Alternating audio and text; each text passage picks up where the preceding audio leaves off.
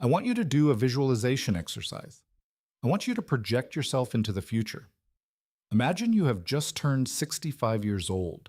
You have worked tirelessly for over 4 decades. You woke up early, fought traffic, swallowed your pride in front of difficult bosses, paid your taxes, took care of your family, and followed the exact script society handed you, the good citizen script. Now, the moment has arrived. The supposed finish line? Retirement. You put on comfortable clothes and head to a financial advisor's office to map out your next steps. The room is cold, with strong air conditioning and glass furniture. The advisor opens your file on the computer. He analyzes the history of your entire life consolidated into charts. And then he looks at you, and he gives you a look you will never, ever forget. It is a terrible mixture of clinical discomfort and pity. He turns the monitor toward you, and the number that represents the sacrifice of your entire life, or your shield for the next 20 or 30 years of living, is exactly $88,400. Let that number echo in your mind. $88,400. That's it. That is all you have to fund the final third of your existence, right when your physical energy will be at its lowest point and your need for medical care will be at its absolute highest. Social Security will help, of course, but the average payout today hovers around $1,900 a month. If you use the mathematical safety rule so you don't drain your savings too fast, the 4% safe withdrawal rule, those $88,000 will generate a meager $294 a month. Combine that with Social Security, and you will have approximately $2,200 a month to cover housing, food, healthcare, insurance, transportation, and absolutely everything else. In that exact second, sitting in that chair, panic floods your nervous system. You start doing the math you spent 40 years avoiding. Can I afford to keep my house? Am I going to have to move into my kid's basement? Will I have to work as a supermarket bagger at 70 because the money for my medication ran short? What I just described is not alarmist fiction. It is not a worst-case scenario. This is the exact median reality for American citizens retiring right now. Half of all people approaching the retirement finish line have less than $88,000. Millions have absolutely nothing at all. Society has been trained to believe that time solves everything, that the system will catch you. The system will not catch you. The system will let you hit the concrete. I am Buck. And today, we are going to dissect the anatomy of a financial disaster happening in slow motion. I'm going to show you exactly why people reach the end of their lives begging for help, and what silent behavioral errors guarantee that failure. More importantly, I am going to hand you the tactical parameters that separate those who retire with sovereign dignity from those who retire into profound, agonizing financial anxiety. The truth is uncomfortable, but understanding reality is the only starting point to change it. Let's look at the field intelligence. The data financial institutions hide in the fine print of their contracts. The Federal Reserve conducts the survey of consumer finances. It is the most precise X-ray of household wealth in the country, and the data reveals a crisis hiding in plain sight. For households where the head is between 55 and 64, the final prep decade, the median retirement savings is about $134,000. That means half the population 10 years away from stopping work has less than that. When we look at the 65 to 74 age bracket, those who have already crossed the line, the median collapses to $88,400. They have already started burning the little capital they had to survive the early years of old age. Pay attention to a vital statistical trick. The average retirement savings is much higher, hitting around $400,000. Why? Because a tiny fraction of extremely wealthy people, the elite operators, pulls the mathematical average up artificially. When the average is $400,000, but the median, the guy exactly in the middle of the line, has $88,000, it screams a dark fact. The vast majority of people have almost nothing, while a select group has empires. The bottom 50% of households over 55 have virtually zero reserves. Nothing. A vacuum. They will rely exclusively on the state, family charity, or working until their bodies permanently fail. Translating this into daily survival. Living on $26,000 a year, combining Social Security and the safe withdrawal from $88,000, puts you painfully close to the official poverty line. The median individual is not technically destitute on paper, but they are living on a razor's edge. They are one bad medical diagnosis away from collapse. They are one major roof repair away from bankruptcy. This is not what human beings were meant to work 40 years for. And the situation is even more critical for you watching this today, younger. The current generation of retirees, the ones who are failing, still rode tailwinds you will never have. They lived through the era of guaranteed defined benefit pensions, where the company took on the risk of the employee's old age. They bought homes when the ratio between housing prices and income was infinitely more accessible. You do not have that. Guaranteed pensions were eradicated and replaced by 401k plans. This means all the risk of your future has been surgically transferred from your employer's shoulders to your shoulders. You have become the sole and exclusive manager of your own survival fund. If you mess up, no one is coming to save you. The previous generation had the wind at their backs and still crashed the boat into the rocks. Your generation has a hurricane in your face. Without a massive behavioral restructuring today, the crisis will be relentless. To fix a broken machine, you need to know exactly where the parts are failing. Misery in old age doesn't happen overnight. It is built methodically, day by day, through 5 silent sabotages. Failure 1. The illusion of postponement, the cost of lost time. The most lethal factor in wealth building is not the amount of money, it is the time of exposure. Time is the fuel of compound interest. Many believe the illusion that right now I need to experience life. I'll save money when I'm 35 and established. This is the lie that impoverishes millions. Let's use a clear, original example. Imagine a 24-year-old. Instead of putting $300 a month into a solid fund, he decides he deserves to go to exorbitant music festivals and finance a sports car. He delays investing until 35. What happens? The individual who started at 24 and invested just $300 a month until 35 and then never invested another cent in his life will have more money at 65 than the guy who started at 35 and invested $300 every single month without stopping for 30 years. The math is counterintuitive and unforgiving. Every year of delay costs exponentially more. Ignoring your 20s is financial suicide. Failure 2. Middle-age inflation, the trap of success. A professional hits his early 30s. He finally gets a big promotion. His household income jumps by $10,000 a year. What does standard behavior, civilian behavior, dictate? He immediately upgrades the apartment for a house that requires triple the maintenance. He returns the economy car and takes on a European luxury SUV lease for $800 a month. The income raise was instantly vaporized by a millimeter-perfect expansion in lifestyle. The margin of maneuver remains zero. The savings rate plummets exactly when it should take off.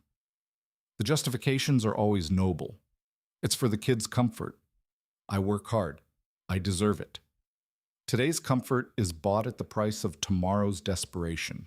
By expanding your cost of living along with your income, you guarantee you will never reach escape velocity. Failure 3. The premature extraction, the desperation withdrawal. This is one of the most painful errors to witness. A person works at a tech company for 5 years. At age 30, she changes jobs. She has $18,000 accumulated in her 401k retirement fund. What does she do? She decides to cash out the money instead of rolling it over to the new account. She uses the excuse that she needs to clear some credit card debt caused by indiscipline, or that she wants to have a destination wedding before taking the new role.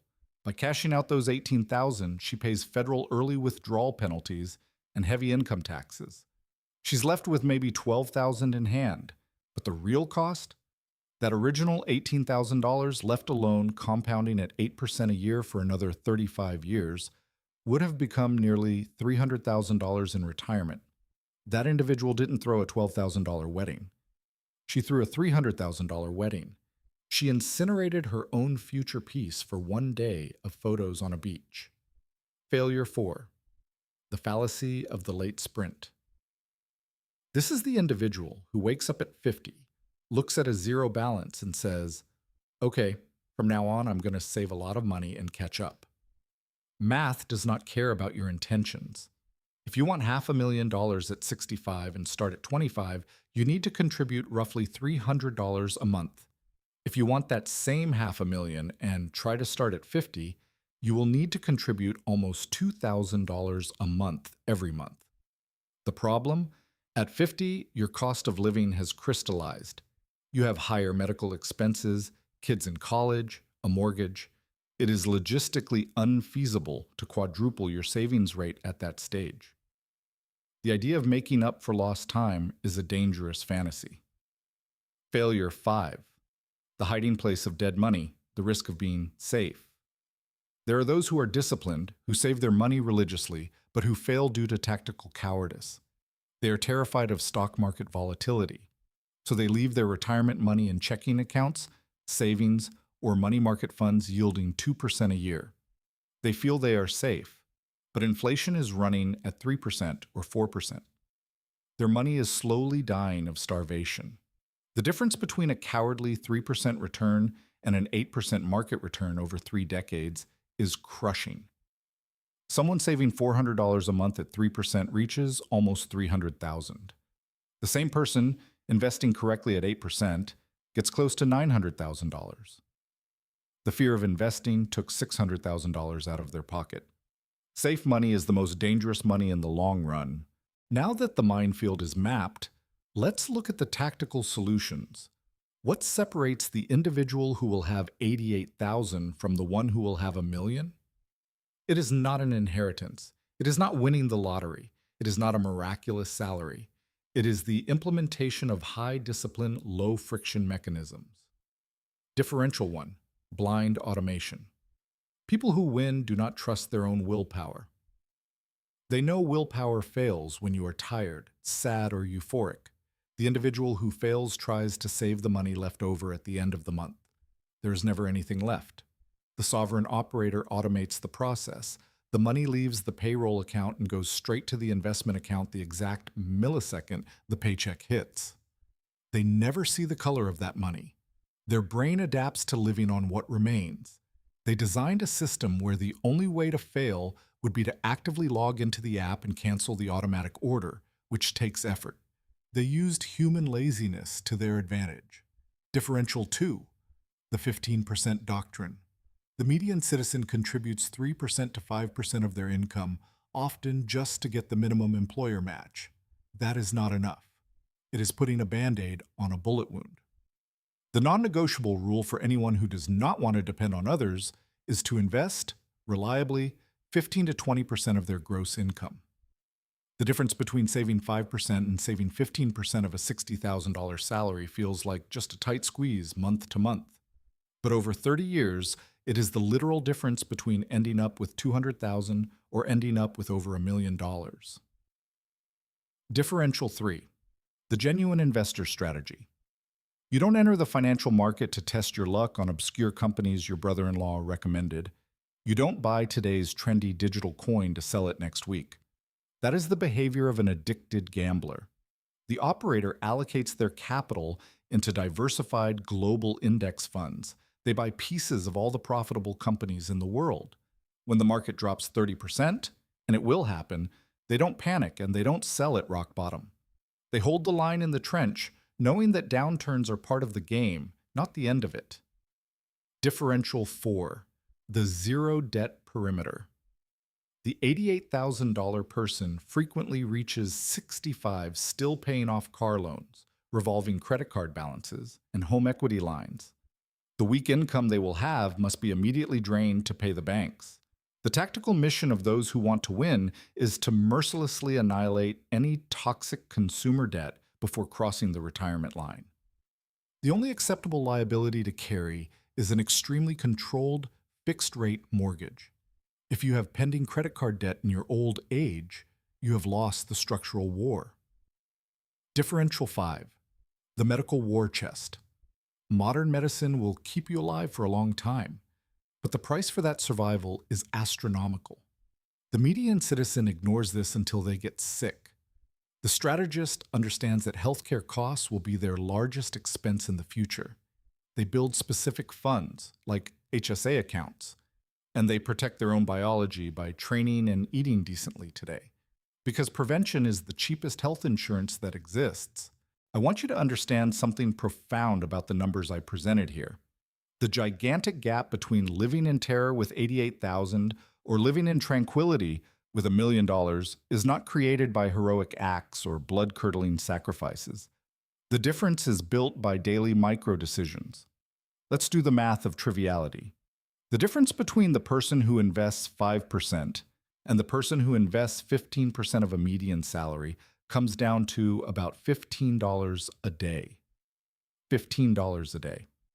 That is the price of a bad sandwich and an espresso in the middle of the afternoon. That is the price of an extra streaming subscription you barely watch. That is the price of taking an Uber out of laziness instead of walking 4 blocks. That insignificant amount, redirected and compounded over 30 years, is what builds the insurmountable wall of $1 million difference. The person who decides to pack their lunch for work instead of going to a mediocre restaurant is, in fact, making a fundamental decision about their retirement. They just don't see it that way in the moment. The individual who reached 65 with $88,000 did not make one huge, terrible decision to go broke. They made thousands of tiny, comfortable decisions. They chose daily comfort over future security. Each individual choice seemed reasonable. I had a hard day. I'll order expensive delivery tonight. My car still works, but I want the new model with a sunroof. The sum of these reasonable choices produced the statistical disaster. You cannot simply accidentally save enough to have a free life in the future. Wealth does not fall into the lap of those who stumble. You must adopt a combative and intentional posture. You must refuse to accept the default behavior of the majority, because the destination of the majority, as the numbers humiliatingly prove, is insufficiency. If you're watching this at 25, your tactical advantage is colossal. Small adjustments today will put you in an untouchable position tomorrow. If you're watching at 40, the time is shorter, but the window of maneuver to multiply your reserves by 3 or 4 still exists if you are relentless right now. Even at 50, radical cutting and contributing actions can change your timeline. The only real, unforgivable, and absolute failure is understanding the rules of the game I just explained to you and still choosing inertia. $88,000 represents the cost of cowardly, passive behavior. It does not have to be your portrait in the future. If you are tired of being manipulated, if you decided you will no longer be a depressing statistic in government reports, if you want to stop living on autopilot and start operating as the commander of your own life, you need a battle order. You cannot depend on your motivation or your mood next Monday morning. Motivation is useless against billion-dollar marketing. You need a logistical system. That is why I compiled all the tactics for survival, protection, and financial expansion into a single operations manual. It is called The Order of the Day, 365 high-impact actions for your financial sovereignty. This is not a book with inspiring quotes for you to highlight. It is a tactical daily execution guide. You will learn how to set up blind automation so that your money is protected from yourself. You will have the metrics to stop the bleeding of an inflated lifestyle and identify toxic expenses you don't even see. You will structure your capital with the resilience needed to weather layoffs and global crises without ever having to ask anyone for help. The difference between intention and result is the protocol you follow daily. Access to the Order of the Day manual is available right now through the link down below in the video description and in the first pinned comment. The investment to acquire this tactical intelligence is completely negligible compared to a single financial mistake you make on a careless trip to the mall. The return is the rescue of your future and your family's future. What you do in the next 24 hours will decide which side of the statistic you will be on when your body asks for rest. Choose wisely. The link is waiting for you. Act today. Keep your numbers calculated, your behavior cold, and your soul non-negotiably free. I am Buck, and I will see you on the battlefield.